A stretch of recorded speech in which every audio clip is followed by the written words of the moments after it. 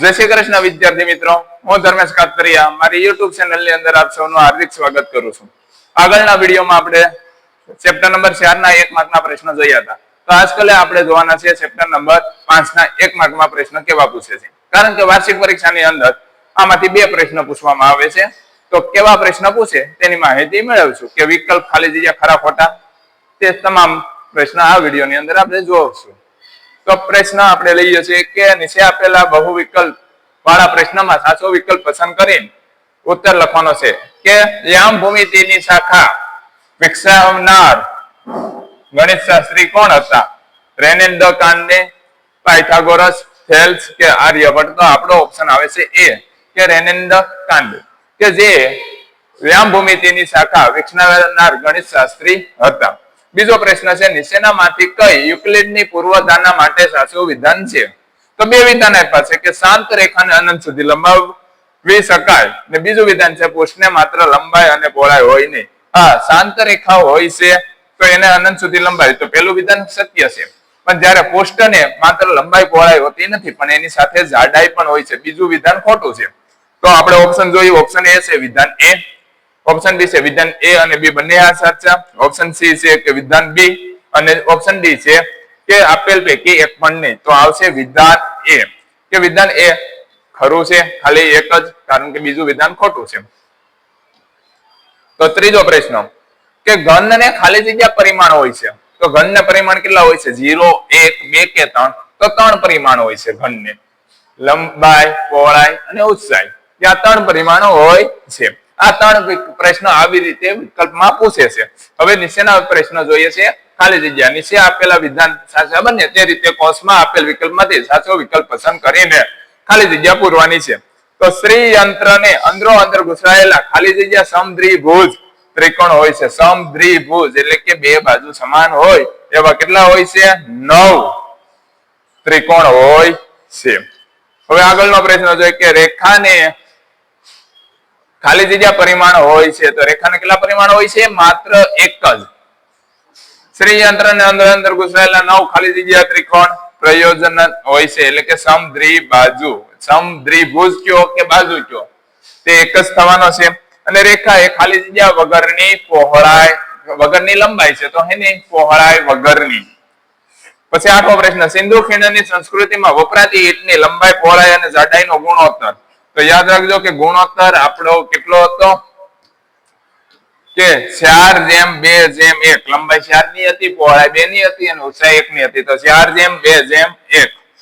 ઘનની સીમાને ખાલી જગ્યા કહે છે, રેખા, બિંદુ કે પૃષ્ઠ? તો ઘનને કહેવામાં આવે છે પૃષ્ઠ, કે જે સપાટી હોય તેને જે વિધાન સાબિત કરવામાં આવે તેને ખાલી જગ્યા કહે છે. તો આપણે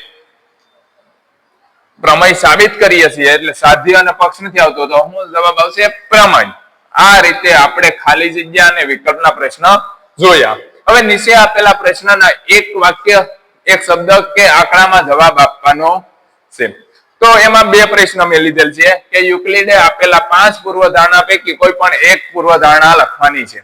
તો આપણને ખબર છે કે 5 પૂર્વધારણા કઈ છે કે કોઈ પણ 2 બિંદુમાંથી રેખા પસાર થાય છે, કે 2 બિંદુ હોય એમાંથી રેખા પસાર થાય, રેખાને અનંત સુધી લંબાવી શકાય, પછી કે કોઈ પણ 2 રેખા સમાંતર હોય તો એના અંતઃકોણ 90 કરતા નાના હોય અથવા 90 અંશ કરતા મોટા હોય, બંને ખૂણાનો સરવાળો પૂરક કોણ હોય, પૂરક કોણ કરતા નાનો અથવા પૂરક કોણ કરતા મોટો હોય છે.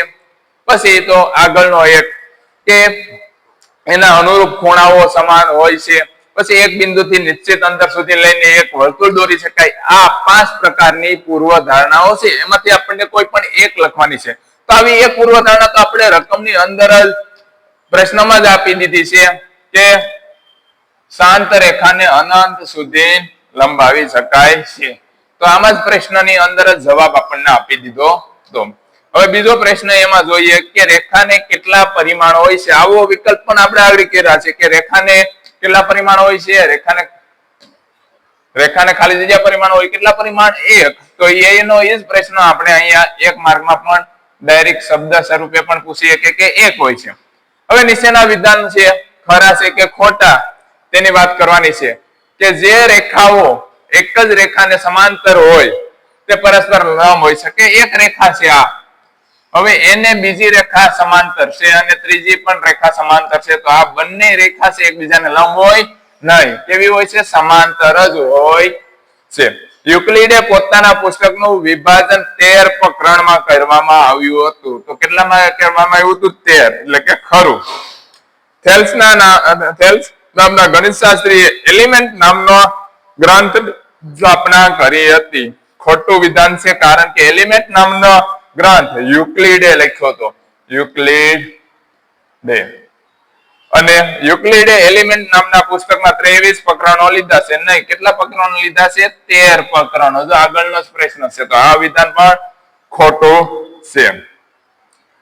તો આ રીતે આવા પ્રશ્ન આપણને 1 માર્કની અંદર પૂછી શકે છે કે આપેલ બિંદુમાંથી ફક્ત એક જ રેખા પસાર થાય છે.